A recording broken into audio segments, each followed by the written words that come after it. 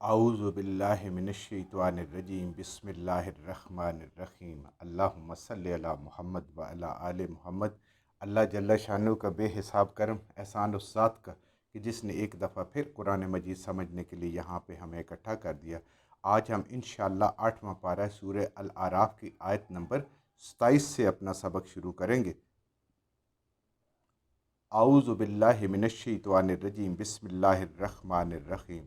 یا بنی آدم لا یفتننکم الشیطان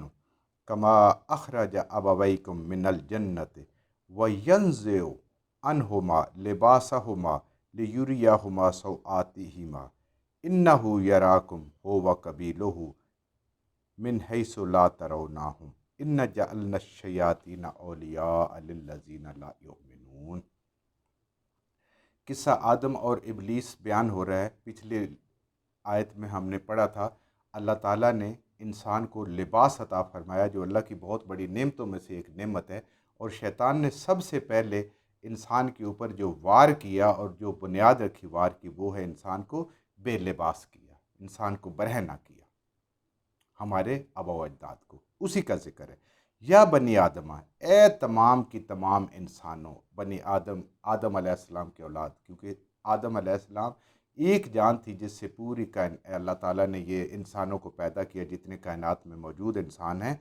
تو ان سب کو مخاطب کر کے اللہ فرما لے لا یفتننکم الشیطان، شیطان تمہیں فتنوں میں مبتلا نہ کر دے، امتحانوں میں آزمائشوں میں مبتلا نہ کر دے۔ اس کے پیچھے چلو گے تو آزمائشوں میں مبتلا کر دے گا، فتنوں میں مبتلا کر دے گا، بہکا دے گا تم کو۔ کما اخرج ابویکم، جیسے کہ اس نے تمہارے والدین کو نکلوایا، جیسے اس نے کما جیسا کہ اخرجا نکلوا دیا ابویکم تمہارے جد امجد کو، اما حوا اور آدم علیہ السلام کو، جیسے اس نے بہلا کے قسمیں کھا کے جھوٹی اور ان کے دل میں وسوسے ڈال کے ان کو نکلوایا، ایسے ہی تمہیں بھی وہ اب دیکھیں جنت میں رہ رہے تھے، کتنے آرام سے سکون سے اللہ تعالیٰ فرما رہے ہیں، اس لیے ایک کیا پابندی تھی، درخت کا پھل نہیں کھانا، اور وہ شیطان نے قسمیں کھا کے ان کو یقین دلا دیا کہ یہ کھا لیں، یہ آپ کے لیے بہتر ہے۔ اور آج بھی ایسے ہی ہے کہ وہ دنیا کی بہتری کے لیے انسان کو سکھاتا ہے، آخرت کی بہتری کے لیے انسان کی آنکھوں کو بند کر دیتا ہے، آنکھوں کے اوپر پٹی ڈال دیتا ہے۔ بڑا ٹائم ہے، بڑی زندگی ہے، بس اسی طرح کے چیزیں انسان کے وسوسے ذہن میں آتے رہیں۔ اب ابویکم من الجنت، جنت سے نکلا، ینزع عنہما، اور ان دونوں سے اتروا دیا۔ ینزع ہوتا ہے نزع، نزع ہوتا ہے کھینچ کے اتارنا کسی کے لیے، یعنی وہ چاہتا نہیں ہے لیکن اس کے باوجود نہ چاہتے ہوئے بھی ان سے اتروا دیا، لباسہما، ان دونوں کے لباس کو۔ یہ اللہ تعالیٰ انسانوں کو غیرت دلوا رہے ایمان والوں کو کہ تمہارے جد امجد کے ساتھ اس شیطان جو تمہارا دشمن ہے اس نے یہ سلوک کیا کہ جنت سے بھی نکلوایا اور ان کا لباس بھی جو جنت کا تھا وہ بھی اتروا دیا۔ لِیُرِیَہُمَا سَوْآتِہِمَا، اور جسم کے وہ حصے جو ستر والے ہیں، جو انسان کے فطری طور پہ شرم و حیا اس کے اندر شامل ہے، ان حصوں کو بھی اس نے ظاہر کر دیا، انسان کی شرمگاہوں کو بھی، یعنی اپنے ہمارے آبا و اجداد کی۔ تو یہ شیطان کو پتہ تھا یہ کیا ہونا ہے، لیکن وہ اس کے وسوسے میں آ گئے اور ان کو کروائے۔ تو اللہ تعالیٰ انسانوں کو وہ یاد کروا رہے ہیں کہ یہ تمہارا اتنا بڑا دشمن ہے، یہ تمہارے باپ دادا سے دشمن چلا آ رہا ہے، یعنی پہلے انسان سے لے کر آخری انسان تک سب کا یہ دشمن ہے، اور کھلا دشمن ہے جس کا اللہ تعالیٰ نے پورا تعارف کرا کے پھر انسان کو دنیا میں بھیجا۔ یہ نہیں ہے کہ انسان کو پتہ نہیں تھا، پتہ ہے، اور آج بھی انسان اس کے بہکاوے میں کیوں آ جاتا ہے کہ انسان اپنی من مانی زندگی جینا چاہتا ہے، اللہ کے حکم کے مطابق زندگی نہیں جینا چاہتا۔ مرضی سے اٹھے، مرضی سے جاگے، مرضی سے کمائے، جو ملے حلال حرام کوئی فرق نہ کرے، مرضی سے زندگی گزارے۔ اللہ تعالیٰ کی جب مومن ہوتا ہے تو اس کی اپنی مرضی کی زندگی نہیں ہوتی، اس کا دیکھنا، اس کا اٹھنا، اس کا بیٹھنا، اس کا جاگنا، اس کا سونا، اس کا ہر عمل اپنے رب کو راضی کرنے کے لیے ہوتا ہے۔ اِنَّهُ یَرَاکُمْ هُوَ وَقَبِیلُهُ، بے شک وہ ابلیس دیکھتا ہے تمہیں اور اس کا قبیلہ، یعنی پیچھے ہم نے پڑھا تھا نا کہ انسان بھی شیطان کے چیلے بن جاتے ہیں، شیطان ہی بن جاتے ہیں، اور جنات بھی بن جاتے ہیں، اور خود شیطان بھی ہوتا ہے۔ یہ قبیلہ تمہیں دیکھتا ہے کیونکہ یہ شیاطین میں سے آگ سے بنا ہوا ہے، یہ ہمیں دیکھ سکتا ہے، ہم اس کو دیکھ نہیں سکتے۔ اس کی ڈائمنشنز الگ ہیں، اس کی پرواز الگ ہے، یہ شکلیں بدل لیتا ہے، اس کو اللہ تعالیٰ نے بہت قوت عطا فرمائی، یہ انسان کی رگوں میں ایسے دوڑتا ہے جیسے انسان کی رگوں میں خون دوڑتا ہے۔ یہ تمہیں دیکھ رہا ہے، وحیث لا ترونہم، اور تم نہیں ان کو دیکھ سکتے، وہ جہاں سے چاہے جیسے چاہے وار کر سکتے، تم اس کو نہیں دیکھ سکتے۔ اور اس سے اگر بچنا ہے تو اس سے بڑی طاقت کی ضرورت ہے، اور وہ صرف اور صرف ایک طاقت ہے، وہ میرے اللہ کی طاقت ہے۔ اللہ کی مدد سے اللہ کو راضی کر کے تو پھر انسان اس کے وار سے بچ سکتا ہے، ورنہ انسان اس کے وار سے بچ نہیں سکتا۔ جب انسان کا اللہ سے تعلق مضبوط ہوگا تو شیطان اس کا کچھ نہیں بگاڑ سکتا، جب اللہ سے تعلق کمزور ہوگا تو پھر شیطان اس کو جیسے چاہے اپنی مرضی سے استعمال کر لے۔ اِنَّا جَعَلْنَا الشَّيْطَانَ أَوْلِيَاءَ، اور بے شک ہم نے شیطان کو دوست بنا دیا، مددگار بنا دیا، پیروی کرنے والے اس کے کون ہیں؟ لِلَّذِينَ لَا يُؤْمِنُونَ، جو ایمان نہیں رکھتے۔ ایمان والوں کو اللہ کی مدد حاصل ہوتا ہے، اللہ کی تائید حاصل ہوتی ہے، وہ ہر وقت اس دشمن خبیث کے مقابلے میں اللہ سے مدد مانگتے رہتے ہیں، لیکن جو ایمان والے نہیں انہیں تو اللہ یاد بھی نہیں ہوتا۔ تو اس لیے جو ایمان والے نہیں ہوتے ہیں، نام رکھنے سے ایمان نہیں آتا،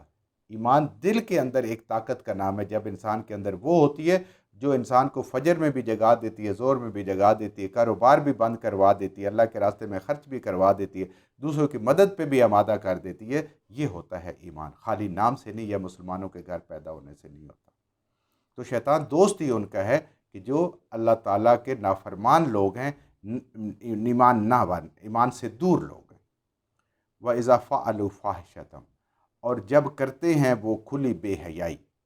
کھلی برائی، کبیرہ گناہ، قالوا وجدنا علیہا آباءنا، تو وہ کہتے ہیں کہ ہم نے اپنے آباء و اجداد کو، بزرگوں کو اسی بات پہ پایا، واللہ امرنا بہا، اور اللہ نے بھی ہمیں یہی حکم دیا ہو۔ مشرکین عرب خانہ کعبہ کا مرد عورتیں برہنہ طواف کیا کرتے تھے، اور شیطان نے دیکھے ان کے ذہنوں میں کیا ڈالا ہوا تھا کہ یہ جو لباس تم نے پہنا ہوا ہے، یہ تو اس کے ساتھ تو کئی تم گناہ کرتے ہو، جھوٹ بولتے ہو، غیبت ہو جاتی ہے، اور 100 گناہ کرتے ہو، تو اس لباس میں اللہ کی عبادت کرو، طواف کرو جو بالکل خالص اللہ کا دیا ہوا ہے، تو یہ زیادہ ثواب کا کام ہے۔ وہ اس کو کرتے تھے، اور کیا کہتے تھے جب ان کو منع کیا اس بات سے کہ ہمارے آباء و اجداد بھی یہی کرتے تھے، اور یہ اللہ کا حکم ہے، جبکہ اللہ کا حکم ایسا نہیں ہے۔ فحاشی تو اللہ کا حکم ہے ہی نہیں، اللہ کہتا ہے لا تقربوا الفواحش، فواحش کے قریب تو قریب بھی نہیں جانا، کرنا تو بڑی دور کی بات ہے، بہت بڑی بات ہے۔ قل ان اللہ لا یأمر بالفحشاء، اے نبی کریم صلی اللہ علیہ وآلہ وسلم آپ کہہ دیں بے شک اللہ کبھی بے حیائی کا، فحاشی کا، کسی گناہ کا حکم دے ہی نہیں سکتے۔ اللہ کا حکم جو ہے وہ ایسا نہیں ہو سکتا ہے۔ اتقولون علی اللہ ما لا تعلمون، تم اللہ کے بارے میں وہ بات کرتے ہو جس کا تمہارے پاس کوئی علم، کوئی سند، کوئی کتاب اللہ کی اتری ہوئی کسی نبی کی تعلیم کے ساتھ اس کا کوئی تعلق نہیں ہے، تم اللہ کے ذمہ وہ بات کہتے ہو۔ وہ اپنے، اسی لیے ماں باپ کے اور پچھلے بزرگوں کے اور لوگوں کے سنے سنائے عقیدے کو اللہ تعالیٰ توڑ کے کہتے ہیں کہ اس کو حکم کتاب اور سنت کے مطابق اپنے آپ کو کرو گی، اللہ آپ کو حکم دیتا ہے۔ تو اللہ تعالیٰ جو ہے وہ ناپاک چیزوں کو پسند نہیں کرتا، اللہ تعالیٰ کبھی بھی ایسا حکم نہیں دیتے جس کے اندر کوئی بے حیائی کا پہلو نکلتا، اور تم اللہ کے ذمہ وہ بات کہہ رہے ہو جو اللہ تعالیٰ نے فرمائی ہی نہیں ہے، اور جو تمہارے پاس علم نہیں ہے۔ کل امر ربی بالقسط، اللہ کا ہر حکم، اے نبی کریم صلی اللہ علیہ وسلم، اے اللہ کے حبیب آپ ان سے کہہ دیں اللہ کا ہر حکم بالقسط، انصاف پہ مبنی ہے، میانہ روی کا حکم ہے، کبھی بھی ایسا کوئی غلط حکم نہیں۔ وَأَقِیمُوا وُجُوہَکُم، اور قائم کر لو، سیدھا کر لو، اللہ کے حکم سننے تو سنیں، قائم کر لو اپنے آپ کو، سیدھا کر لو، وجوہکم، اپنے چہروں کو، یعنی اپنے اندر سے بھی، نیت کو بھی، اپنے ذہن کو بھی، اور اپنے جسم کو بھی اللہ کی طرف سیدھا کرو، عند کل مسجد، مسجد کہتے ہیں عبادت کو، عبادت کرنے والی جگہ کو، دعائیں مانگنے کو، یعنی اپنی ہر عبادت میں، ہر دعا میں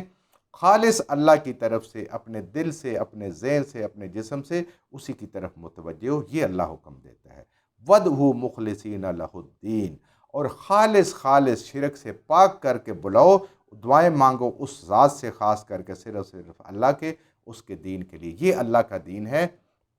کہ خالص شرک سے پاک ہو کے اللہ کے جو حکم ہے، اللہ کی کتابوں میں، اللہ کی انبیاء کی سنتوں میں، اس طریقے سے اللہ کو پکارو۔ کما بدأکم تعودون، وہ ہستی وہ ہے، وہ اللہ وہ ہے جیسے اس نے تمہیں پہلی بار مٹی سے پیدا کیا، دوبارہ تم جب مٹی میں چلے گے اسی طرح مٹی سے پھر اٹھا لے،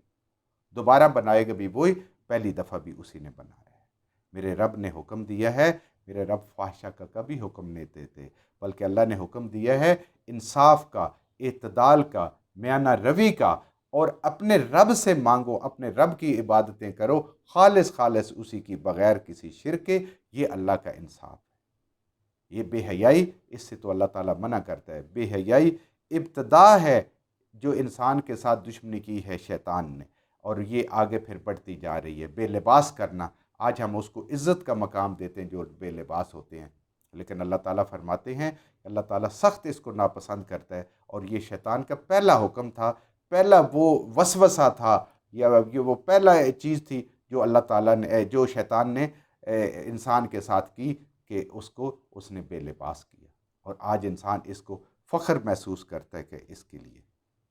فریقاً ہدا و فریقاً حق علیہ الضلالہ۔ دنیا میں دو ہی گروہ ہیں، ایک وہ جس کو اللہ تعالیٰ نے ہدایت نصیب فرمائی، جو ہدایت پہ ہوا، کتاب و سنت پہ آ گیا، اور دوسرا گروہ ہے وہ گمراہی پہ ٹل گیا، اس نے گمراہی کو پسند کیا، اللہ کی کتاب سے دور ہو گیا، اللہ کے انبیاء کی تعلیم سے دور ہو گیا، یہ دوسرا گروہ خود بن گیا۔